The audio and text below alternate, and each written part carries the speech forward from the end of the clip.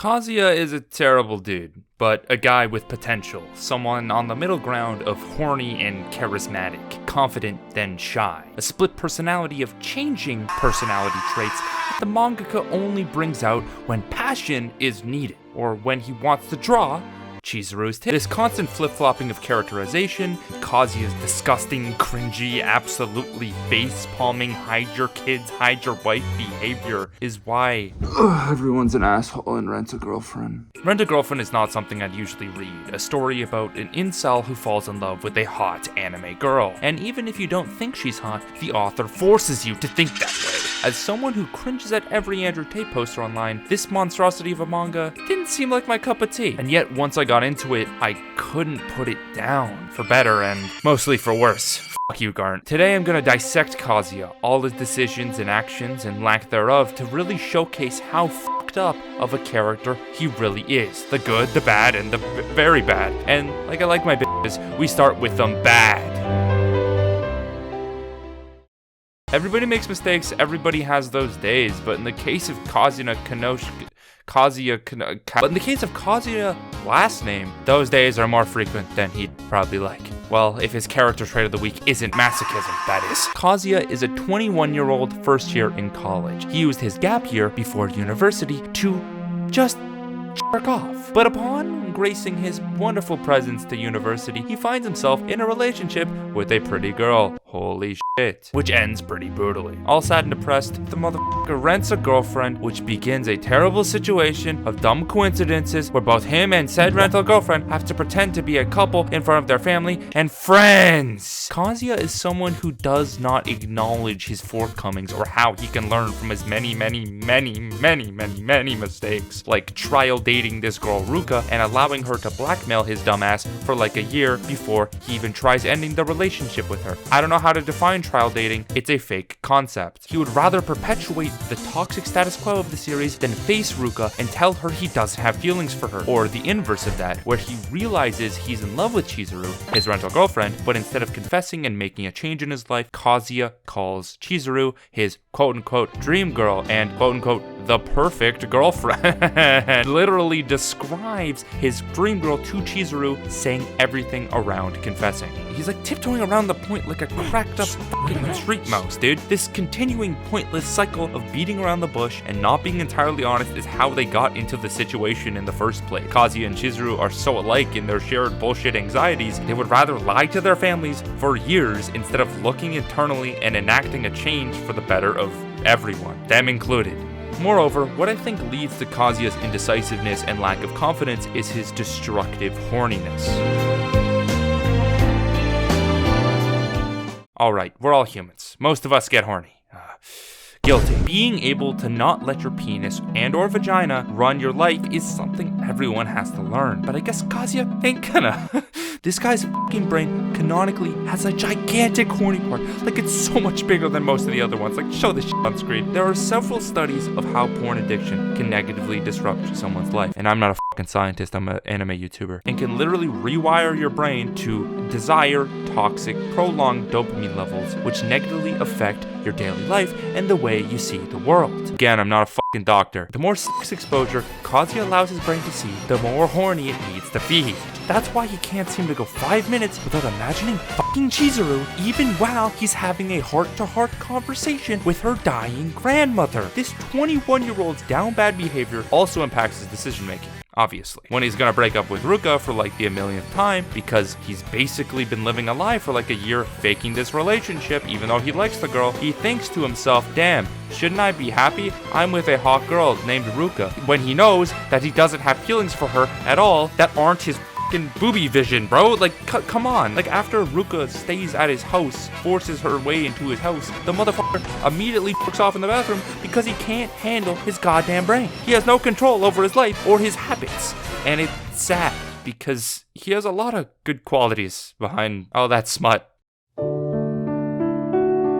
Kazia's passion for Chizuru no matter how detrimental or unrealistic at times, is extremely heartwarming. Trust me on this. I never thought I'd describe this series as heartwarming either, but the development of his character comes to a head after all the characters are introduced and the dynamics are established, and the only way to move forward in the story is for their characters to move forward also, and that's exactly what happens to Kazia. After learning more about Chizuru and figuring out her dreams of making a movie and of her grandmother's rapidly declining health, Kazia makes a declaration that he'll do anything in his power to make a movie with Chizuru in time to show her grandmother before she fucking dies. Rip Bozo. Something that really caught me off guard, but it does make sense with his growing adoration of the girl. His speech to Chizuru being particularly cute and charismatic, and made me be like, wait, is this the same fucking guy who like overly explains his attraction to this girl's neck and her legs and her tits and her ass and her fucking eyebrows, bro? Like, come on, man. And yeah, it is that guy, but there's good parts too, guys. The worst part about Kazia is his lack of self-confidence, as I said before. Near the beginning of the story, I can understand why he feels this way about himself. He doesn't have aspirations, he jerks off all day, he's just got broken up with, he's a typical spilling the milk viewer, but after all these turbulent times, he finds this girl he loves, and through hanging out with her, he literally helps him to become a better person. In some ways. He rents this girl every week, funding her apartment, only thinking of her happiness, continuing this destructive status quo for her to figure out her feelings while juggling like 80 girlfriends. And yet, on this birthday date with Ruka, he still doubts himself that he's able to do anything in his life. Why does a girl like her like a guy like me? Because you're passionate and driven, dude. It's this lack of decision making that is weighing on his head, that's weighing on his psyche. If he just confessed to Chizuru, he would feel even more confident. So chapter after chapter, we see Kazia working his ass off, learning how to crowdfund a film, choosing scripts, hiring workers, getting help from Ruka and Minnie, handing out flyers, staying up all night and advertising, and begging people to help, doing everything in his power to make Chizuru's dream a reality.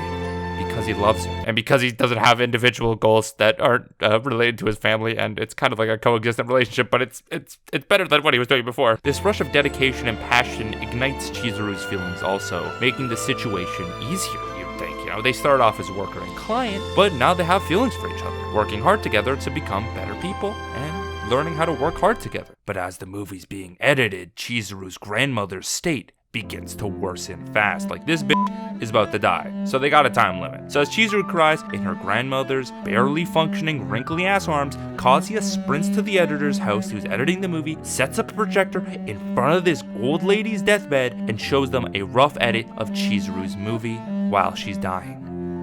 Like how can you not start to like this guy? He is so passionate about you, about helping you in your life, just being a great guy. He's funny, maybe he's a little pervy, but he cares about you, Chizuru, right, Chizuru? You've got to accept him once he confesses, right? You like him too, right? Right, Chizuru? Right? Nope. While we see Kazia's character at the beginning of the story as an insufferable, annoying brat, Chizuru is basically the opposite. She's like an angel of a person, kind, understanding, as Kazia has described in excruciating, disgusting detail. But over time, we start to see the flaws of Chizuru, her trauma of her mother not really caring for her, and her parents passing, her indecisiveness and over-independence, not willing to rely on others. This sort of all comes out after Kazia tries confessing to her for the first time, because she runs away. And literally, he's saying that he likes her and tries to ask her out, but Chizuru just sprints to her apartment, and Kazia's like, what the f happened? And then gets interrupted by his friends. But, you know, maybe she was just kind of shy the first time, you know? Like, she definitely believes both of them are feeling their feelings about each other would help their situation, right? And they should do that. They could come clean to Kazia's family and friends and finally date. Right? No, Chizuru overthinks the situation, makes the situation much worse. Beginning like the worst story arc I've ever read in any story and I've ever experienced in my whole goddamn life. The Paradise arc, where it isn't paradise. Funny, nice one, mangaka guy. You're such a great... I love you with all my heart. This arc brings all the integral characters to a beach resort, which is the typical rom-com harem anime scenario, but one you'd probably see early on, when they're still getting to know each other. And the place in the story that they shouldn't be when they're about to confess to each other. Like, are you fucking kidding me? This sets the characters back so much. All the bad parts of the story, which were completely absent and ignored in the movie arc, like Mami, Ruka, Chizuru, and Kazuya's awkwardness about sex and dating are brought to the forefront of this atrocious part. The amount of pain and anguish going through my head while recounting the events of this arc. It's like the Zoomer version of a PTSD Vietnam flashback. You see, when Kazia was focused on Chizuru's movie, the horniness of the series was stripped back considerably. But this arc, they decided to remind you of how bad this series can be, from Kazia's resurgence of his horniness and constant descriptions of how hot all the girls are, imagining Chizuru fucking Umi in too much goddamn detail in a cuck chapter which made it trend on Twitter, to Chizuru getting hung up on an obviously unused condom that Ruka paraded in front of her in her house like it was one Kazia used to plunder her buried treasure, and then Chizuru proceeds to bring this condom all the way to this water park resort to give it back to Ruka like it's a fucking condom, Chizuru! Just throw it out, you fucking freak! It is constant pain, and Mommy decided she was fed up with this bullshit, and I can't blame her. It fucking sucks. And she finally spilled the beans on the liar's relationship in front of Kazuya's family, which you would think would either A, end the series, or B, start their relationship and continue the series, But no, somehow the author figures out a way to ignore both logical conclusions, and Kazia heals his way out of it, like the fucking rat he is, lying to his family once again.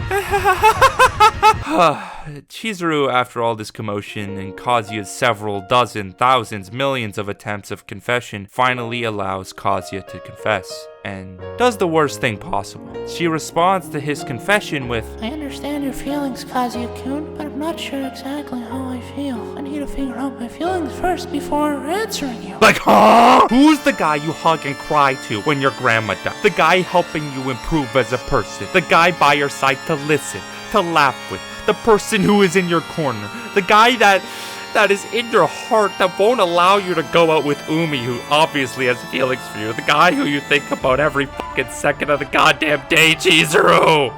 Holy fuck. So as you can see, there isn't only one asshole in Rent-A-Girlfriend, with terrible, annoying tendencies and complicated personality traits, but a direct problem with both our pro and deuteragonist. Yeah, I know some English terms. I'm pretty cool. I could go on for hours about Ruka's insufferable manipulative behavior, Mommy's literally evil personality, and the author's prevalent horniness. Like, why do all the background characters have to gawk at the girls every single time, man? It's weird. I know they're hot. Let me have free will, man. Rent-A-Girlfriend presents a story of a bunch of complicated toxic relationships and how people get stuck in these sort of loops. Stagnant almost, but changing is too difficult, but necessary. Both Kazia and Chizuru are people with serious hang-ups, but being together helps solve a lot of their issues, and yet lets some perpetuate for way too long. Together filling in missing pieces of each other and allowing both of them